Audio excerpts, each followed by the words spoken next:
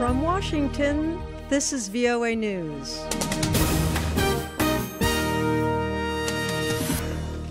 I'm Ann Ball reporting Palestinians protest Trump's decision. Thousands of Palestinian protesters clashed with Israeli forces in East Jerusalem and the West Bank.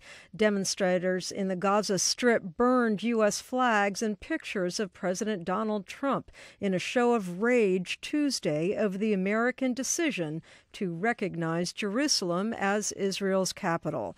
A top Palestinian official said Vice President Mike Pence would not be welcome in the West Bank when he visits the region later this month. Israeli forces were bracing for the possibility of even stronger violence on Friday when tens of thousands of Palestinians attend weekly prayers at Jerusalem's Al-Aqsa Mosque, the city's most sacred Islamic site. In Gaza, the supreme leader of the Hamas militant group called on Palestinians to launch a new uprising against Israel. Meanwhile, Israeli Prime Minister Benjamin Netanyahu praised Trump's decision. Jerusalem, the capital of the Jewish state of Israel. If you weren't aware of that until yesterday, you are now, but we've been aware of it for 3,000 years. A charity group warned Wednesday of worsening humanitarian emergency in Democratic Republic of Congo, with nearly 2 million people this year having fled their homes due to insecurity. The Norwegian Refugee Council's Ulrika Blom said aid is severely underfunded. This is VOA News from Washington. The United States is appealing for The United Nations is appealing for $187 million to provide life-saving humanitarian assistance to 2.3 million of the most vulnerable Ukrainians who, it says, have reached the limits of their endurance after 4 years of conflict. Lisa Schlein reports for VOA from Geneva. Consequences, people are dying and people are getting sick.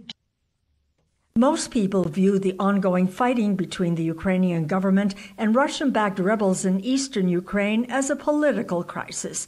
But UN resident coordinator in Ukraine, Neil Walker, views it as a forgotten humanitarian crisis in the heart of Europe. While the existing problems directly affect the people in Ukraine, he warns the potential spillover effect into neighboring countries is powerful and worrisome. Just as one simple example, increases in the number of cases of multi-drug resistant tuberculosis and HIV, as well as issues of immunization, even an isolated case of polio. All of this in the heart of Europe, whether these people immigrate away from the conflict, going east, north, or west, the implications, the spillover implications are quite severe. After 4 years of war, people have reached their limit.